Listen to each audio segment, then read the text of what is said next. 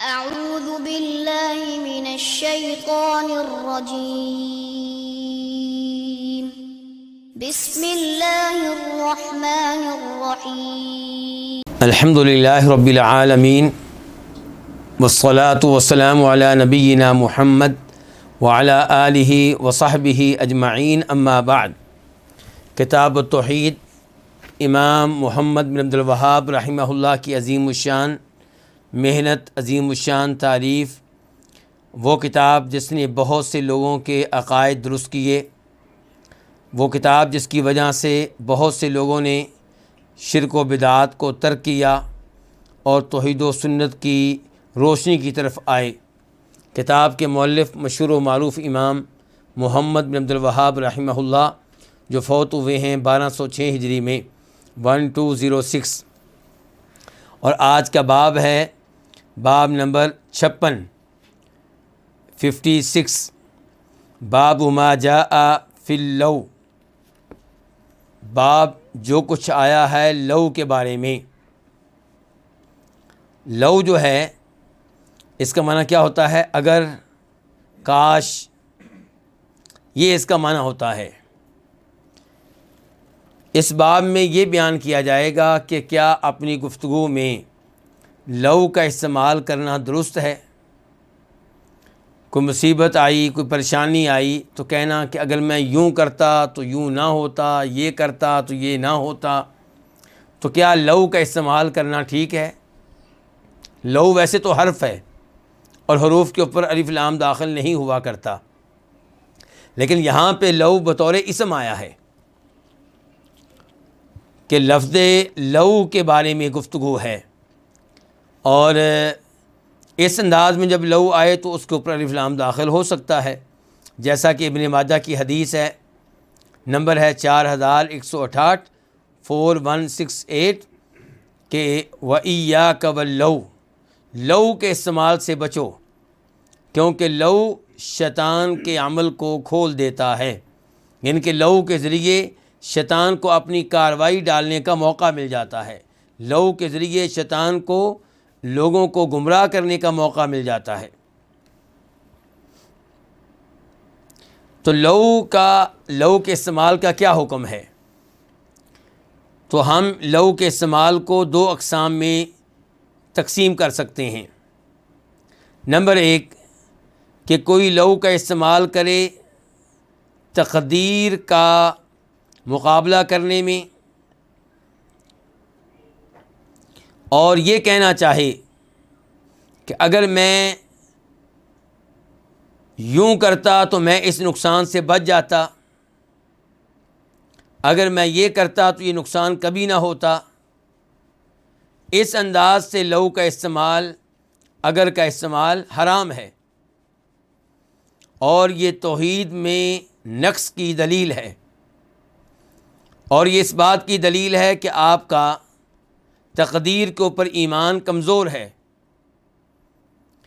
کیونکہ جس کا تقدیر کے اوپر ایمان پختہ ہوگا وہ نقصان ہو جانے کے بعد، پریشانی آ جانے کے بعد اس بات پہ یقین رکھتا ہے کہ اگر اس نقصان سے بچنے کے لیے، اگر اس حادثے سے بچنے کے لیے ساری دنیا کے انسان اور جن اکٹھے ہو جاتے تو اس نقصان کو ٹالنا ممکن نہیں تھا، کیونکہ تقدیر میں لکھا ہوا تھا۔ جو چیز اللہ نے تقدیر میں لکھ دی وہ ہو کر رہتی ہے، دنیا کی کوئی طاقت اس کو روک نہیں سکتی۔ تو جب مسلمان کا تقدیر پہ عقیدہ مضبوط ہو تو پھر وہ اس قسم کے الفاظ استعمال نہیں کرتا، وہ مصیبت آنے پہ اللہ رب العزت کے اوپر اعتراض نہیں کرتا، وہ پریشانی آنے پہ اللہ رب العزت پہ ناراض نہیں ہوتا۔ دوسرے نمبر پہ لو کا استعمال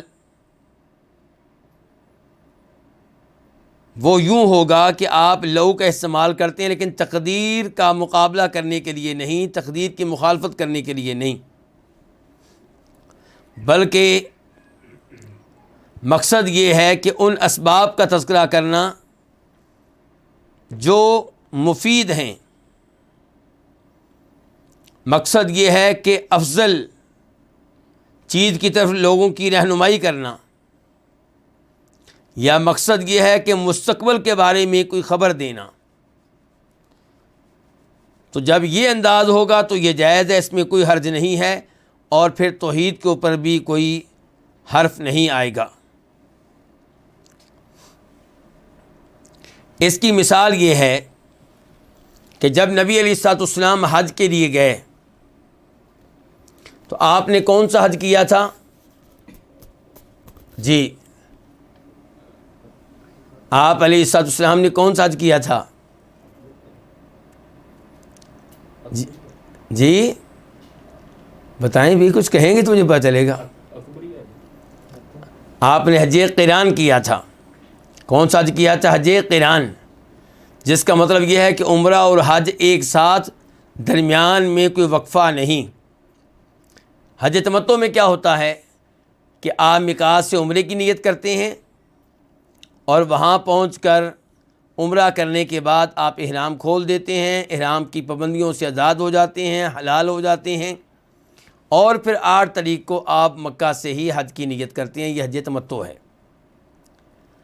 نبی علیہ الصلوۃ والسلام جب حج پہ گئے تو آپ صحابہ اکرام کو بار بار حج تمتع کرنے کا حکم دے رہے تھے، یعنی کہ یہ مطالبہ کر رہے تھے کہ تم طواف کرنے کے بعد، صفا مروہ کی سعی کرنے کے بعد بال کٹوا دو اور عمرہ کر کے حلال ہو جاؤ.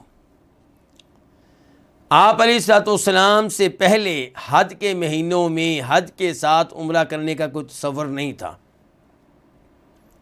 آپ یہ کہہ رہے تھے کہ عمرہ اور حج ایک ساتھ کرنا ہے، اور ساتھ یہ بھی کہہ رہے تھے کہ میں تو عمرہ اور حج ایک ساتھ کروں گا، درمیان میں حلال نہیں ہوں گا، لیکن تم لوگ چونکہ میقات سے قربانی کے جانور ساتھ لے کر نہیں آئے ہو، تم لوگ عمرہ کر کے حلال ہو جاؤ. حلال ہونے کا مطلب یہ ہے کہ احرام کی پابندیاں ختم. حلال ہونے کا مطلب یہ ہے کہ اپنی بیگم سے تعلق قائم ہو سکتا ہے. تو یہ صحابہ کرام کے لیے بہت بڑی چیز تھی کہ آئے ہم عمرہ حج کے لیے ہیں، آئے طواف کے لیے ہیں، اور یہاں پہ آ کے ایسے کام شروع ہو جائیں. تو صحابہ کرام کا دل نہیں مان رہا تھا. پہلے تو یہ کہ حج کے ساتھ عمرہ، پھر یہ کہ عمرہ کر کے حلال ہو جائیں، اور حلال ہونے کا مطلب یہ ہے کہ بیگم کے ساتھ تعلقات جائز ہیں، اور تیسرا یہ کہ نبی علیہ السلام حج اور کریں، ہم اور کریں. تو بہت سے صحابہ کرام کے لیے یہ چیز مسئلہ بن گئی تھی. تو آپ علیہ السلام نے اس موقع پہ صحابہ کرام کو سمجھایا کہ میں میقات سے قربانی کے جانور ساتھ لے کر آیا ہوں، اور جو قربانی کے جانور ساتھ لے کر آئے وہ عمرہ کر کے حلال نہیں ہو سکتا، وہ حج کر کے ہی حلال ہوگا. اور اگر مجھے یہ بات پہلے معلوم ہو جاتی، اگر آ گیا نا، اگر مجھے یہ بات پہلے معلوم ہو جاتی جو بعد میں معلوم ہوئی، تو میں قربانی کے جانور ساتھ لے کر نہ آتا، اور میں بھی عمرہ کر کے حلال ہوتا، میں بھی حج تمتع کرتا. اب آپ نے لو کا لفظ استعمال کیا ہے، ابھی عربی عبارت میں آپ کے سامنے رکھتا ہوں. آپ نے کہا لو استقبلت، لو کیا کہہ رہے ہیں؟ لو، کہ اگر میں لو استقبلت من امری مستدبرت، اگر میں وہ بات پہلے معلوم کر لیتا جو مجھے بعد میں معلوم ہوئی، ما سقت الہدیہ، میں قربانی کا جانور ساتھ لے کر نہ آتا. ولا حللت مع الناس حین حلوا، اور میں بھی عمرہ کر کے لوگوں کے ساتھ حلال ہو جاتا، احرام کی پابندیوں سے آزاد ہو جاتا، جیسے لوگ احرام کی پابندیوں سے آزاد ہو چکے ہیں. اب یہاں پہ آپ نے لو کا استعمال کیا نا، تو اب اللہ کے نبی علیہ السلام اس حدیث میں جو بھی ہم پڑھیں گے روک رہے ہیں لوگوں کو لو کا استعمال کرنے سے، اور فرما رہے ہیں کہ لو استعمال کرنے سے شیطان کے لیے انسان کو گمراہ کرنے کا دروازہ کھل جاتا ہے، اور آپ کہہ رہے ہیں لو سے بچو. تو اسی لیے ہم نے ابھی وضاحت جو شروع کی ہے اس میں بتایا ہے کہ لو کا استعمال کبھی درست ہوتا ہے اور کبھی کیا ہوتا ہے؟ غلط ہوتا ہے. اگر لو کا استعمال اس کا مقصد یہ ہو کہ تقدیر کا مقابلہ کرنا، تقدیر کی مخالفت کرنا، تقدیر سے ٹکر لینا، تو پھر تو لو کا استعمال غلط ہے۔ اللہ کی تقدیر سے ٹکر کون لے سکتا ہے؟ اللہ کی تقدیر میں جو کچھ لکھا ہوا ہے اس سے کون بچ سکتا ہے؟ آپ جو بھی کر لیں، اللہ کی تقدیر میں جو لکھا ہوا ہے اس سے بچ نہیں سکتے۔ لیکن اگر لو کا استعمال کیا جا رہا ہے یہ بتانے کے لیے کہ افضل چیز کیا ہے، اب آپ یہاں پہ لو کا استعمال کر رہے ہیں یہ بتانے کے لیے کہ افضل حج کون سا ہے۔ آپ صحابہ کرام کو بتا رہے ہیں کہ تم لوگ قربانی کے جانور ساتھ لے کر نہیں آئے ہو، افضل یہ ہے کہ حج تمتع کرو، عمرہ کر کے حلال ہو جاؤ۔ اور اگر مجھے یہ بات معلوم ہوتی، یہ مسئلہ پہلے معلوم ہو جاتا مجھے، تو میں نے بھی قربانی کے جانور لے کر نہیں آنے تھے، میں نے بھی عمرہ کر کے حلال ہونا تھا، میں نے بھی حج تمتع کرنا تھا۔ تو لو کا استعمال کیوں کیا؟ یہ بتانے کے لیے کہ کون سا حج افضل ہے۔ اور کچھ علماء کرام کہتے ہیں آپ نے لو کا استعمال کیا ہے مستقبل کے لیے، تو ماضی کے لیے تو لو کا استعمال غلط ہے۔ کیا مطلب؟ نقصان ہو چکا اور آپ کہہ رہے ہیں کہ اگر میں یوں کر لیتا تو میں نے نقصان سے بچ جانا تھا۔ غلط ہے بھائی، تقدیر میں لکھا ہوا تو نقصان نہیں ہونا ہی تھا۔ لیکن مستقبل کے لیے اگر آپ لو کا استعمال کرتے ہیں تو وہ ٹھیک ہو جائے گا۔ تو ان علماء کرام کے نزدیک اللہ کے رسول کا مقصد یہ ہے صلی اللہ علیہ وسلم کہ اگر مجھے آئندہ موقع ملا حج کرنے کا تو آئندہ میں قربانی کے جانور ساتھ لے کر نہیں آؤں گا، اور آئندہ میں پہلے عمرہ کروں گا، بعد میں حج کروں گا، حج تمتع کروں گا۔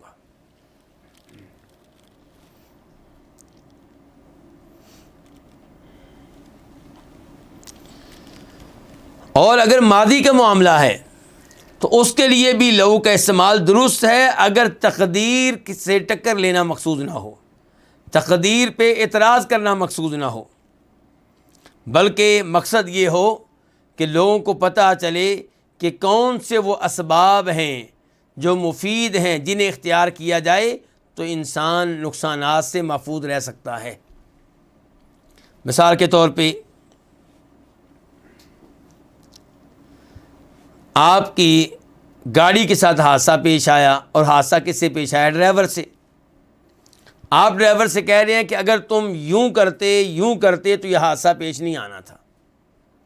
تو یہاں آپ کے کہنے کا مقصد یہ نہیں ہے کہ آپ تقدیر کے لکھے ہوئے سے بچ جاتے، نہیں، آپ مسلمان ہیں، آپ کا عقیدہ ہے کہ تقدیر کا لکھا ہوا اسے کوئی نہیں ٹال سکتا، لیکن آپ ڈرائیور کو خبردار کرنا چاہتے ہیں کہ آئندہ خیال رکھنا اور ان چیزوں کا خیال کرنا، ان اسباب کو اختیار کرنا، تو آئندہ حادثے سے کیا کرو گے؟ محفوظ رہو گے۔ آپ نے الفاظ ماضی کے لیے استعمال کیے ہیں کہ تو نے اگر یہ کیا ہوتا تو بچ جاتا، لیکن مقصد کیا ہے کہ کم از کم آئندہ کے لیے یہ خیال کرو۔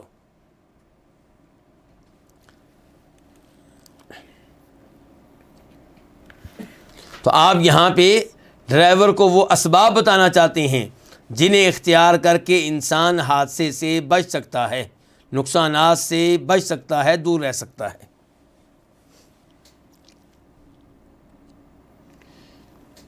اب آئیے کتاب کی طرف، امام صاحب کی طرف۔ امام صاحب نے باب باندھنے کے بعد کون سی آیت ذکر کی ہے؟ سورہ آل عمران آیت نمبر 154 154۔ تذکرہ ہو رہا ہے غزوہ احد کا، تذکرہ ہو رہا ہے اس میں منافقین کے کردار کا۔ اللہ تعالیٰ فرماتے ہیں یقولون لو کان لنا من الامر شیء ما قتلنا ہاہنا، یہ کہتے ہیں کہ اگر ہمارا بھی کچھ اختیار ہوتا اس معاملے میں تو ہم یہاں قتل نہ ہوتے۔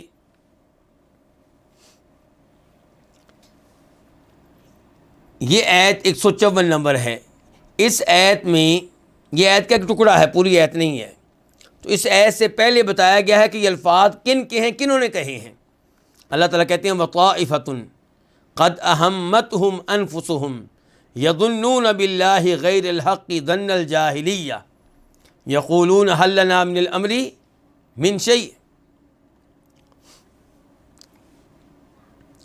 کہ غزوہ احد کا تذکرہ ہو رہا ہے کہ غزوہ احد میں ایک گروہ لوگوں کا ایسا تھا جنہیں اپنی پڑی ہوئی تھی، جنہیں اپنی جانوں کی فکر تھی، وہ اللہ تعالیٰ کے بارے میں ناحق گمان کر رہے تھے، ناجائز قسم کا گمان کر رہے تھے، اور کہتے تھے کہ اگر اس معاملے میں ہمارا کوئی اختیار ہوتا تو یہ صورتحال پیدا نہیں ہونی تھی۔ اللہ تعالیٰ کہتے ہیں ان کی بدگمانی کا تذکرہ کرتے ہوئے کہ یقولون، وہ کہہ رہے تھے، کون؟ منافقین، لو، اگر، لو آ گیا نا، لو، اگر، لو کان لنا من الامر شیء، اگر کچھ ہوتا، اگر ہمارے لیے کچھ ہوتا، من الامر، اس معاملے میں، تو ما قتلنا ہاہنا، تو ہم یہاں پہ قتل نہ کیے جاتے۔ آپ لوگوں کو معلوم ہوگا کہ غزوہ بدر میں اللہ نے مسلمانوں کو بڑی شاندار فتح دی تھی۔ مسلمانوں نے 70 کافروں کو قتل کیا تھا، 70 کو قیدی بنایا تھا۔ آپ لوگ میرے ساتھ ہیں؟ 70 کو قتل کیا تھا، 70 کو کیا بنایا تھا؟ قیدی بنایا تھا۔ احد کی باری آئی تو نبی علیہ الصلوۃ والسلام نے صحابہ کرام سے مشورہ لیا کہ ہم نے دشمن کا مقابلہ کیسے کرنا ہے۔ اب بہت سے لوگوں کی رائے یہ تھی کہ ہم مدینہ شہر میں رہیں، اور وہ مدینہ پہ جب حملہ کریں گے تو ہماری مدد کے لیے بچے بھی موجود ہوں گے، عورتیں بھی موجود ہوں گی، گھروں کی سہولت بھی ہوگی، ہم گھروں میں رہ کر گھروں کی چھتوں سے ان کے اوپر حملے کریں گے، تیر برسائیں گے، تو دشمن ہمارا کچھ نہیں بگاڑ سکے گا۔ لیکن وہ نوجوان جنہیں بدر کی لڑائی میں شرکت کا موقع نہیں مل سکا تھا اور ان کا جذبہ جہاد اپنے عروج پہ تھا، وہ چاہتے تھے میدان میں لڑیں، دشمن کا مقابلہ آمنے سامنے کریں، پھر مزہ آئے گا۔ یہ لوگ شہادت کے متمنی تھے۔ نبی علیہ الصلوۃ والسلام کی ذاتی رائے کیا تھی؟ آپ کی ذاتی رائے یہی تھی کہ مدینہ شہر میں رہ کے دشمن کا مقابلہ کیا جائے۔ لیکن جب آپ نے دیکھا کہ نوجوان باہر نکل کے لڑنا چاہتے ہیں تو آپ نے ان کی رائے کو اختیار کیا اور آپ نے اعلان کیا کہ ہم باہر جا کر لڑیں گے۔ اب جب نبی علیہ الصلوۃ والسلام اور صحابہ کرام مدینہ سے نکلے، کہاں جانے کے لیے؟ احد جانے کے لیے۔ اور احد کدھر ہے؟ مسجد نبوی کی کس جانب ہے؟ پچھلی جانب، قبلہ کے الٹ۔ یعنی کہ جب امام صاحب مسجد نبوی میں کھڑے ہو کے نماز پڑھاتے ہیں تو ان کی پشت کدھر ہوتی ہے؟ احد کی طرف۔ اب مسلمان اور صحابہ کرام احد کی طرف جا رہے ہیں۔ ابھی پورا راستہ طے نہیں ہوا تھا کہ 300 منافق عبداللہ بن ابی کی قیادت میں مسلمانوں سے الگ ہو گئے، یہ کہہ کر کہ دیکھو جی محمد نے صلی اللہ علیہ وسلم ہماری بات نہیں مانی، ان نوجوانوں کی بات مانی ہے تو ہم جا رہے ہیں۔ اصل میں تو بزدل تھے، اصل میں تو جہاد سے بچنا چاہتے تھے۔ کیوں؟ کیونکہ منافق ہے، مسلمان تو ہے نہیں، وہ بظاہر مسلمان ہے، کلمہ پڑھا ہوا ہے۔ تو اب یہ لوگ الگ ہو گئے، باقی رہ گئے کتنے؟ 700 صحابہ کرام میدان میں پہنچے، اور لگتا یہ ہے مورخین کی گفتگو سے کہ 700 میں بھی کچھ منافقین موجود تھے جو شرم و حیا کی وجہ سے واپس نہیں گئے۔ مسلمان تو وہ نہیں تھے، لیکن شرم و حیا کی وجہ سے واپس مدینہ نہیں گئے، صحابہ کرام کے ساتھ ہی رہے۔ اب آپ جانتے ہیں کہ احد کی لڑائی میں مسلمانوں کو نقصان پہنچا، کیونکہ نبی علیہ الصلوۃ والسلام نے یہ حکم دیا تھا کہ 50 تیر انداز ایک چھوٹی پہاڑی پہ رہیں گے اور وہاں سے مسلمانوں کا دفاع کریں گے، اس جگہ کو چھوڑیں گے نہیں۔ مسلمانوں کو شروع میں جنگ میں فتح ملی، مسلمانوں نے کافروں کا تعاقب کیا، تو یہ 50 تیر انداز کہنے لگے اب اوپر رہنے کا کیا مطلب، اب اوپر رہنے کی کوئی ضرورت نہیں ہے، ہم بھی نیچے اترتے ہیں، ہم بھی مال غنیمت جمع کرتے ہیں۔ ان کے کمانڈر نے ان کو منع کیا، لیکن یہ لوگ آہستہ آہستہ کر کے نیچے اتر آئے، صرف 10 باقی وہاں پہ رہ گئے۔ خالد بن ولید اس وقت تک مسلمان نہیں ہوئے تھے، وہ کافروں کے گھڑ سوار دستے کے سربراہ تھے۔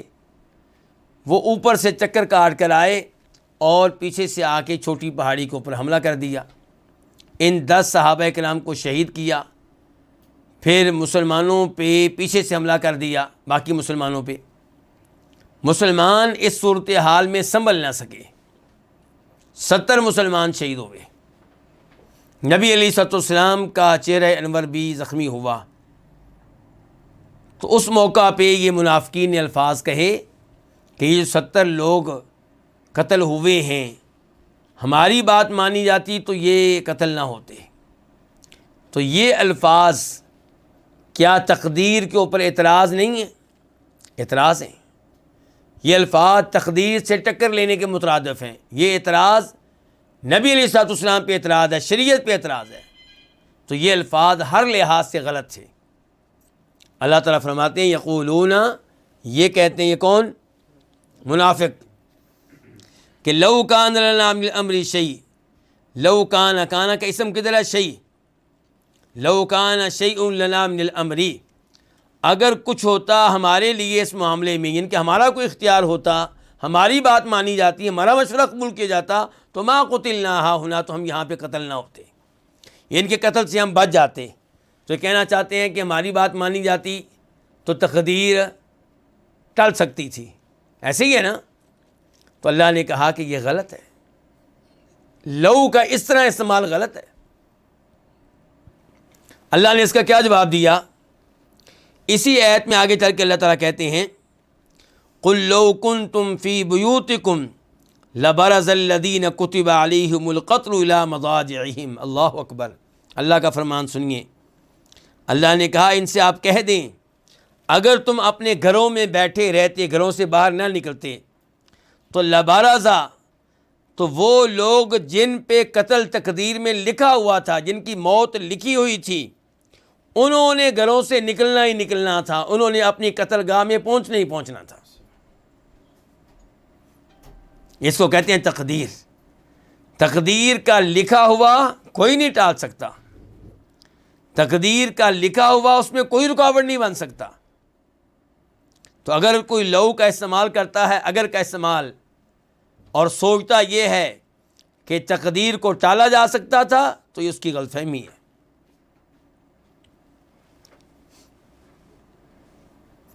دوسری آیت، یہ سورہ آل عمران کی آیت نمبر 168 ہے، 168، اور اس آیت کا تذکرہ بھی، اس آیت کا تعلق بھی غزوہ احد سے ہے، اور یہاں پہ بھی گفتگو منافقین کی ہے۔ الذین قالوا لاخوانہم وقعدوا لو اطاعونا ما قتلوا، کہ وہ لوگ جنہوں نے اپنے بھائیوں کے بارے میں کہا، کون سے بھائیوں کے بارے میں؟ وہ جو احد کی لڑائی میں شہید ہوئے، جو احد کی لڑائی میں قتل ہوئے۔ اچھا، گفتگو کرنے والے کون؟ منافقین۔ جن کے بارے میں گفتگو ہوئی ہے وہ کون؟ صحابہ کرام۔ تو وہ بھائی کیسے ہو گئے ان کے؟ اللہ تعالیٰ کہہ رہے ہیں وہ لوگ جنہوں نے اپنے بھائیوں کے متعلق کہا۔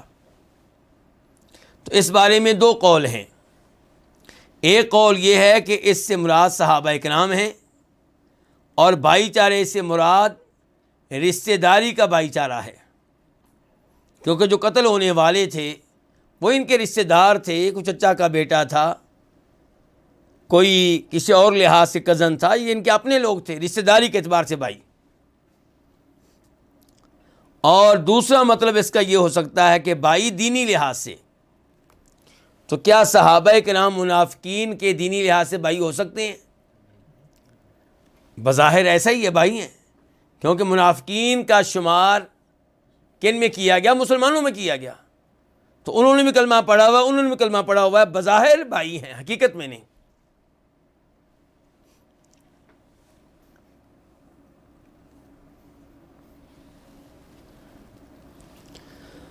اور دوسرا قول یہ ہے کہ اخوان سے مراد، بھائیوں سے مراد منافقین ہیں، وہ منافقین جو شرم و حیا کی وجہ سے میدان احد میں پہنچے، لڑائی کا حصہ بنے، ان کے بارے میں یہ منافقین کہہ رہے ہیں۔ منافقین گویا کہ منافقین کے بارے میں کہہ رہے ہیں۔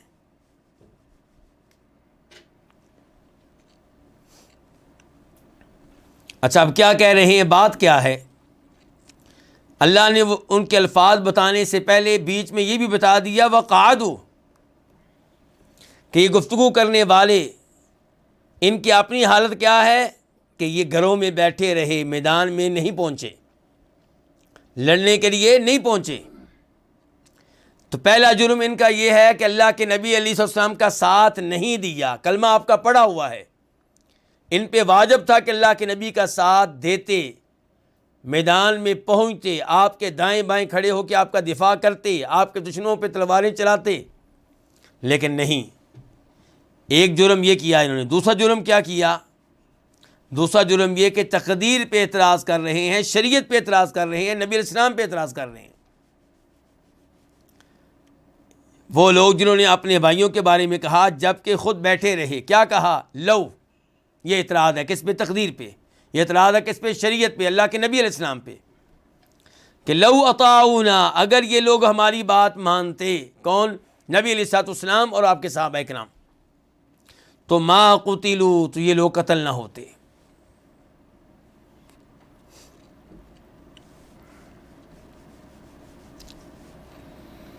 تو اس گفتگو میں کتنے جرم کیے انہوں نے؟ اس آیت میں کتنے جرم ذکر کیے گئے ان کے؟ نمبر 1 لڑائی کے لیے نہ پہنچنا، آپ کی مدد نہ کرنا، آپ کی مدد سے پیچھے رہنا، قعدوا۔ اور دوسرا جرم کیا؟ لو۔ اور لو کہہ کے، اگر کہہ کے انہوں نے تقدیر پہ بھی اعتراض کیا، شریعت پہ بھی اعتراض کیا۔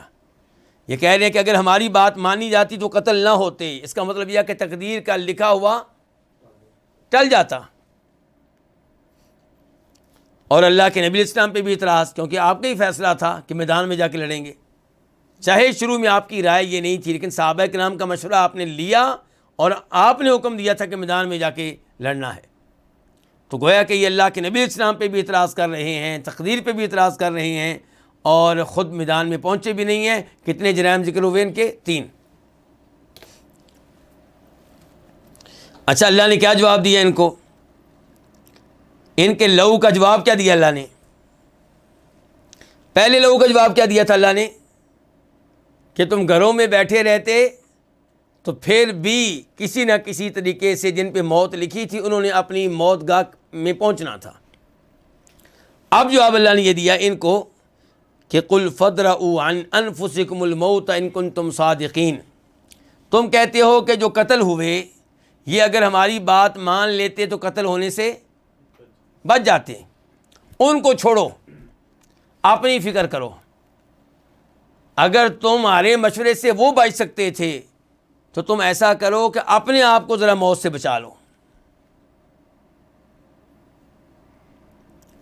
تمہاری جو موت تقدیر میں لکھی ہے وہ آنی ہے، اور جس دن لکھی ہے اس دن آنی ہے، ذرا بچاؤ اپنے آپ کو اس موت سے۔ قل کہہ دیجئے فادرؤوا، تم ہٹاؤ، دور کرو، عن انفسکم، اپنے آپ سے، کس کو؟ موت کو، ان کنتم صادقین، اگر تم سچے ہو۔ ان 2 آیتوں کے بعد امام صاحب ایک حدیث لے کر آئے ہیں، کہتے ہیں فی الصحیح، صحیح حدیث میں ہے، اور اس حدیث کو امام مسلم نے روایت کیا ہے۔ مسلم شریف میں اس کا نمبر ہے 2664، 2664۔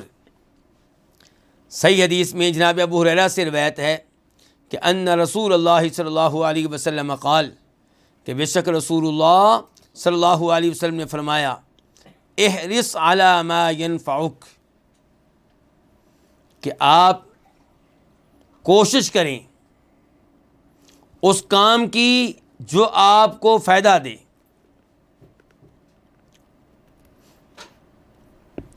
ان الفاظ سے کیا پتہ چلا؟ ایک تو یہ کہ انسان کو ان کاموں کے لیے کوشش کرنی چاہیے جن کاموں میں انسان کا کیا ہو؟ فائدہ، دنیا کا فائدہ کہ آخرت کا، دونوں لحاظ سے۔ جہاں آپ کا دنیاوی فائدہ ہے وہاں پہ بھی محنت کریں، کوشش کریں، رزق کمانے کے لیے نکلیں، بچوں کے لیے گھر بنائیں، بچوں کو لباس لے کر دیں، تو کوشش کریں اپنی، اور آخرت کے لیے بھی کوشش کریں، نماز پڑھنے کے لیے جائیں، روزے رکھنے کے لیے صبح اٹھیں، حج کرنے کے لیے جائیں، حج کرنے کے لیے کوشش کریں۔ تو یہ ہے کہ احرص، کوشش کریں، علی ما ینفعک، اس کام کی جو آپ کو کیا دے؟ فائدہ دے۔ تو اس میں ایک تو پتہ چلا کہ مفید کاموں کے لیے کوشش نہ کرنا، سستی کرنا، یہ بھی غلط، اور یہ بھی پتہ چلا کہ کوشش کرنے والے کوشش کریں ان کاموں کے لیے جو ان کے لیے مفید ہوں، نہ کہ ان کاموں کے لیے جو ان کے لیے نقصان دہ ہوں۔ مثال کے طور پہ شرک کی ترویج کے لیے کوشش کرنا، کیا یہ درست ہوگا؟ یہ تو آپ کے لیے نقصان دہ ہے۔ بدعات کی ترویج کے لیے کوششیں کرنا، یہ درست ہے؟ غلط ہے۔ گناہوں کو رواج دینے کے لیے کوششیں کرنا، غلط ہے۔ تو احرص علی ما ینفعک، آپ کوشش کریں اس کام کے لیے جو آپ کے لیے مفید ہو۔ واستعن باللہ، اور اللہ سے مدد مانگیں۔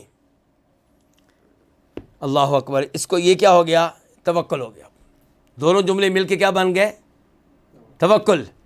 اسباب اختیار کرنا، محنت کرنا، کوشش کرنا، اور آخر میں بھروسہ اپنی محنت پہ نہیں، اپنے اسباب پہ نہیں، اپنے وسائل پہ نہیں، بلکہ بھروسہ کس پہ؟ اللہ تعالیٰ پہ۔ اس کو کہتے ہیں توکل۔ تو فرمایا واستعن باللہ، اللہ سے مدد مانگیں۔ اللہ کی مدد کے بغیر آپ کی محنت کسی کام کی نہیں ہے۔ لا حول ولا قوت الا باللہ،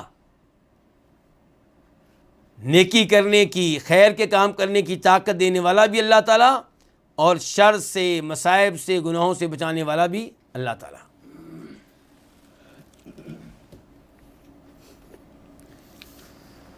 اس کے بعد فرمایا ولا تعجز، اس کو ولا تعجز بھی پڑھ سکتے ہیں، ولا تعجز بھی پڑھ سکتے ہیں۔ ولا تعجز، ولا تعجز کا مطلب کیا ہے کہ سست نہ پڑو، سست نہ پڑو، یعنی کہ وہ کام جو آپ کے لیے مفید ہیں انہیں اختیار کرنے میں کسی قسم کی سستی نہ دکھاؤ۔ اور اس میں یہ بھی آ جائے گا کہ تقدیر کو عذر بنا کر سستیاں کرنا۔ کیا جی، میں نہیں جاؤں گا آج کام پہ، اگر رزق اللہ نے لکھا ہوا تو گھر میں پہنچ جائے گا۔ اب نام کس کا استعمال کر رہا ہے؟ تقدیر کا، اور جو کام کر رہا ہے وہ غلط کر رہا ہے۔ تو اللہ کے نبی علیہ السلام فرماتے ہیں کہ نہیں، ولا تعجز، سست نہ پڑو، محنت کرو، کوشش کرو، اور تقدیر کا نام لے کے سستی اختیار کرنا، گھر میں بیٹھے رہنا، محنت نہ کرنا، یہ درست نہیں ہے۔ درست عقیدہ یہ ہے کہ آپ اپنی محنت کریں، اپنی کوشش کریں، اللہ سے مدد مانگیں، اور باقی اللہ پہ چھوڑ دیں۔ اچھا، یہ اب تک جو آپ نے کہا ہے یہ نقصان ہونے سے پہلے آپ نے کہا ہے، حادثہ پیش آنے سے پہلے کہا ہے کہ کوشش کرو، محنت کرو، اللہ سے مدد مانگو، سست نہ پڑو۔ اب حادثہ پیش آ گیا، مصیبت آ گئی، گاڑی چوری ہو گئی، گھر کو آگ لگ گئی، دکان میں چوری ہو گئی، بیٹا فوت ہو گیا۔ اب فرمایا وَإِنْ أَصَابَكَ شَيْءٌ، اگر تم پہ کوئی مصیبت آئے، اگر تمہیں کوئی چیز پہنچے ان کہ تم پہ کوئی مصیبت آئے، فلا تقل، تو یہ نہ کہو کہ لو انی فعلت لکان کذا وکذا، اگر میں یوں کرتا تو یوں ہو جانا تھا، یوں ہو جانا تھا۔ اب کیا ہو گیا ہے؟ یہ الفاظ اگر آپ کہیں گے تو گویا کہ آپ کہنا چاہتے ہیں کہ میں تقدیر سے ٹکر لے سکتا تھا، تقدیر کے لکھے ہوئے سے میں بچ سکتا تھا اگر میں یوں کرتا، میں یوں کرتا، میں یوں کرتا۔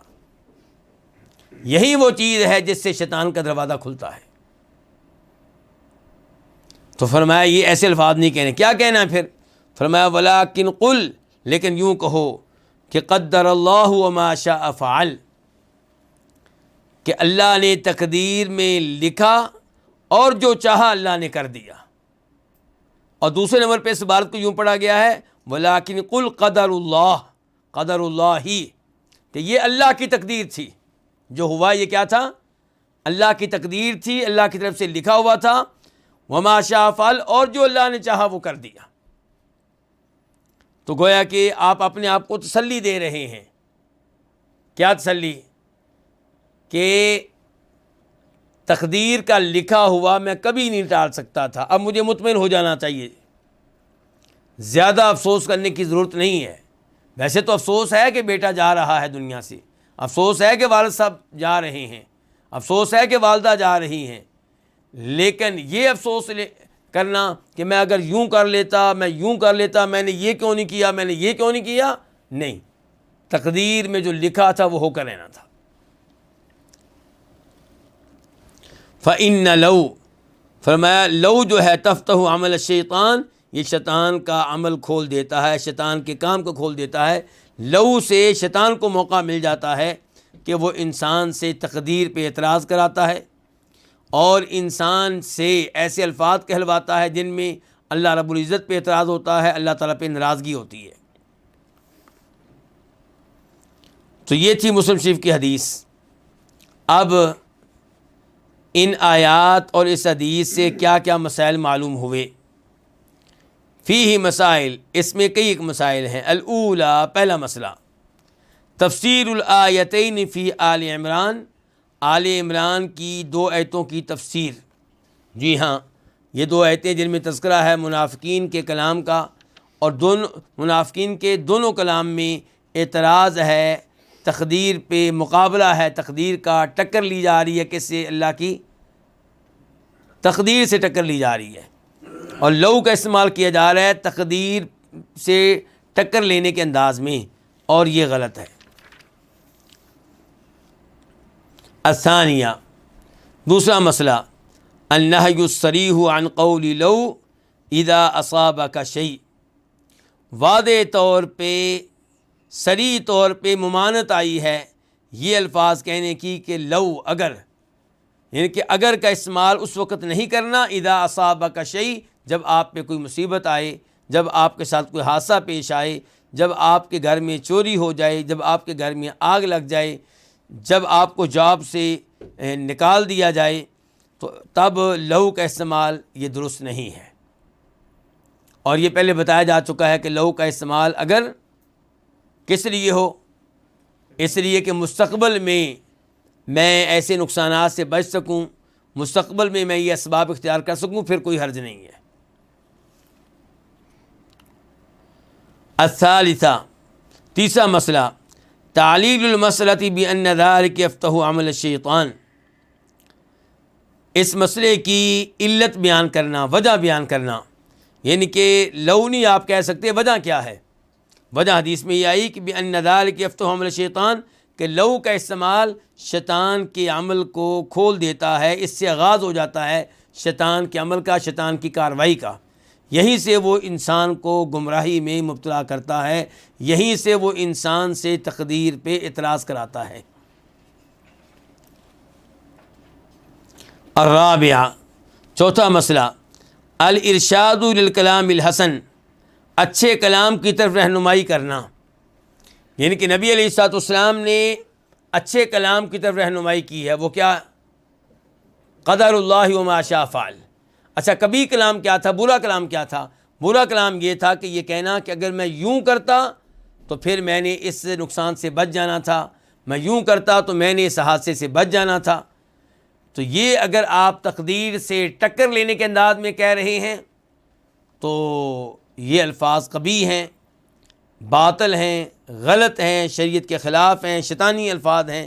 تو نبی علیہ السلام نے کہا یہ نہیں کہنے، اس کی بجائے یہ کہنا ہے کہ قدر اللہ وما شاء فعل، کہ میں اللہ کی تقدیر پہ ایمان لاتا ہوں، اللہ کی تقدیر کے سامنے میں سر جھکا رہا ہوں، اللہ نے جو لکھا ہے وہ ہو کر رہتا ہے، اور جو اللہ چاہتا ہے وہ کرتا ہے، دنیا میں جو کچھ ہو رہا ہے یہ اللہ کی مشیت کے مطابق ہو رہا ہے۔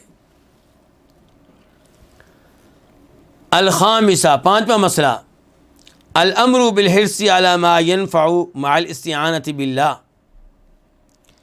حکم دیا گیا ہے بالحرص، کوشش کرنے کا، محنت کرنے کا، کس معاملے میں؟ علی ما ينفع کا، ان امور میں جو آپ کو فائدہ دیں، جو امور آپ کے لیے مفید ہیں ان امور میں کوشش کرنے کا حکم شریعت دے رہی ہے، اللہ کے نبی دے رہے ہیں صلی اللہ علیہ وسلم، لیکن مع الاستعانۃ باللہ، ساتھ ساتھ اللہ سے مدد مانگنی ہے، اور مدد اللہ سے مانگنی ہے کہ غیر اللہ سے بھی نہیں مانگنی۔ السادسہ، چھٹا مسئلہ، النہی عن ضد ذلک وہو العجز، منع کیا گیا ہے اس کے اس کی ضد سے، اس کے الٹ سے. کس کی الٹ سے؟ محنت کرنا. کہا گیا ہے مفید امور کے لیے محنت کریں، کوشش کریں. اس کے الٹ کیا ہے؟ سستی کرنا. تو اس سے منع کیا گیا. نہی عن ضد ذالک، کوشش کرنے کی جو ضد ہے، اس کا جو الٹ ہے، اس سے منع کیا گیا ہے. وہو العجز، اور وہ کیا ہے؟ سستی کرنا. خصوصاً جب کہ یہ سستی ہو تقدیر کے نام پہ. نماز پڑھنے چلیں جی تقدیر میں لکھا ہوگا تو پڑھ لوں گا، تقدیر میں نہیں لکھا تھا تو پھر میں کیسے پڑھ سکتا ہوں؟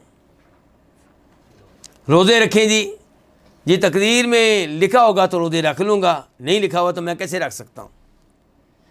تقدیر کا نام لے کر سست پڑ جانا، نیکی کے لیے کوشش نہ کرنا، رزق کمانے کے لیے کوشش نہ کرنا، علم لینے کے لیے کوشش نہ کرنا، یہ غلط ہے. شریعت اس سے منع کر رہی ہے. اللہ کے نبی علیہ السلام اس سے صاف صاف روک رہے ہیں. اس کے ساتھ ہی یہ باب اپنے اختتام کو پہنچا. تو یہیں پہ آج کے درس کا اختتام کرتے ہیں. آئندہ درس میں انشاءاللہ ملاقات ہوگی. اللہ رب العزت آپ سب کو سلامت رکھے.